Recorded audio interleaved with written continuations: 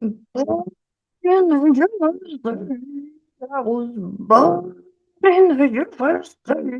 Did you like my beautiful rendition of Bruce Springsteen's Born in the USA? Well, I hope you did, because today we are chatting about Springsteen Deliver Me from Nowhere, the latest musical biopic, this time about Bruce Springsteen. I will admit that I didn't really know a whole lot about Bruce prior to watching this film. Of course, I knew of his many hit songs, the ones that always played on the radio when I was younger. But aside from that, I never really dove into much of his discography or read much about his life. So I was interested to see what Deliver Me From Nowhere would be about. I don't know if I necessarily know a whole lot about him and about his life after seeing this film, but I do know quite a bit from the recording of his album Nebraska. This film has a pretty great cast consisting of Jeremy Allen White, Jeremy Strong, Paul Walter Hauser, Stephen Graham, Odessa Young, Gabby Hoffman, Mark Maron, and David Krumholtz. So as I said, this film chronicles the making of Bruce Springsteen's 1982 album Nebraska. At the time, he was a young musician really coming up, people loving his music and his sound, but he very much was grappling with the ghosts of his past, trying to make sense of his childhood and everything that was coming to him in his life. And so Nebraska ended up being a very meaningful album to him in order to try to explain the feelings and emotions that he had during that time. In a way, this film is more or less a standard music biopic. Of course, you have a portrait of an artist who is going through a tumultuous time in their life. Unlike some of the other films that we have seen that maybe tackle these big foes, maybe it might be substance abuse and the ups and downs that they face with that, not present whatsoever in this film. It's very much about Bruce and his inner trauma, trying to figure out what he is going through and how to maybe move past that or find solutions and ways to deal with that in the future. When it comes to these musical biopics, I mean, there are a million and one different ones that you can watch to give you a similar feel. I think with this film in particular and Bruce making Nebraska, which was a big departure from his last album, which was, more rock and roll, these big, heavy anthems, to now a more folksy, traditional, darker, more dramatic record. I think I would compare this a little bit more closely to A Complete Unknown from last year. Yes, that is kind of the last big one that came out,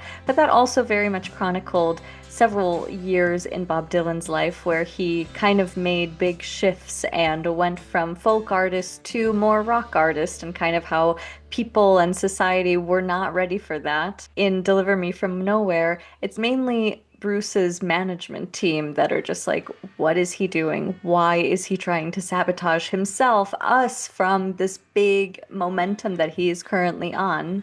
Jeremy Allen White as Bruce Springsteen. I don't think I ever really thought of him fitting into a musical biopic role before, certainly not Bruce Springsteen. I think he does pretty well in this role. Of course, he is singing and playing the guitar and harmonica and doing all these things. That's very impressive. He's got the vocals, the very gruff vocals that I think we all associate with Bruce Springsteen. Did he completely transform in this role visually?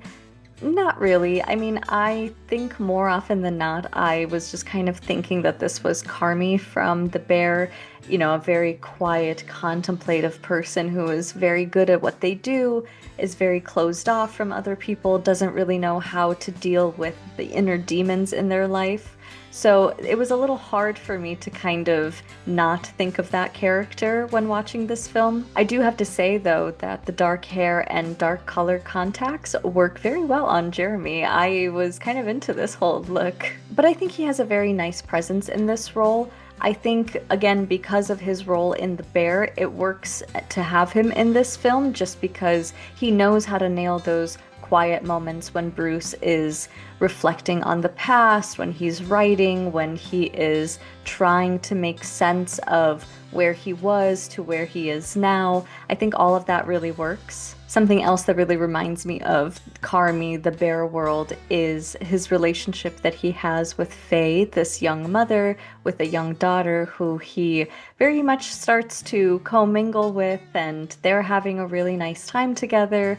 But he is emotionally unavailable, and though he does a very nice thing, which is kind of let her know where he's at in life and that things aren't really going to work out right now, it still is kind of like, man, come on, like, give yourself a little bit of something in this world. Some complaints that I have with this film, though, is that it always felt a little too at arm's length with us. As Bruce is writing and making this record, there's really no, I guess, explanation for either the inspiration for certain songs, where the lyrics are coming from in a moment's notice, where these stories are coming from, what is the basis from all of that. It's just kind of, we're observing it happening, we're seeing that it is something that's meaningful to him, but in many ways, we don't really see those inspirations.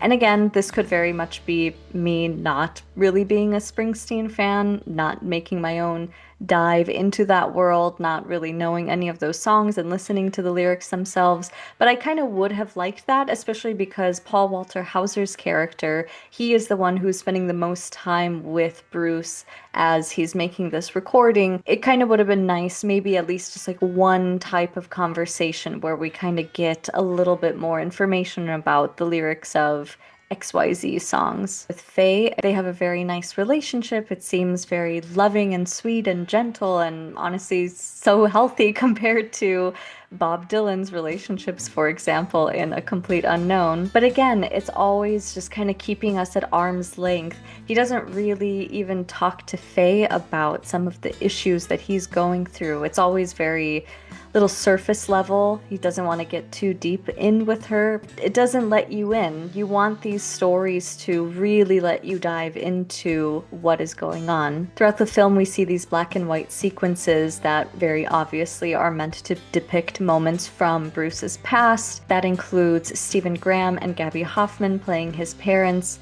Stephen Graham is an alcoholic. Little Bruce has to go and pick him up from the bar in the beginning of the film, and then we see his father just kind of being this very domineering, heavy presence to be around, and a big bully in all honesty. That is all very much tormenting Bruce, and it's understandable why that would weigh very heavily on someone. But again, I guess I just kind of would have liked a little bit more from him, just a little bit more expression, not to have everything so closely guarded and kept inside. I do understand it's something that's very difficult to talk about, and in the time that this film is taking place, the 80s, mental health is not a topic that is so easily discussed and something that isn't a little less stigmatized than it is today. So I understand all of that too, but I just think from a movie going perspective, it doesn't really give me a whole lot to work with at the end of the day. With some of the other performances in the film, Faye is played by Odessa Young.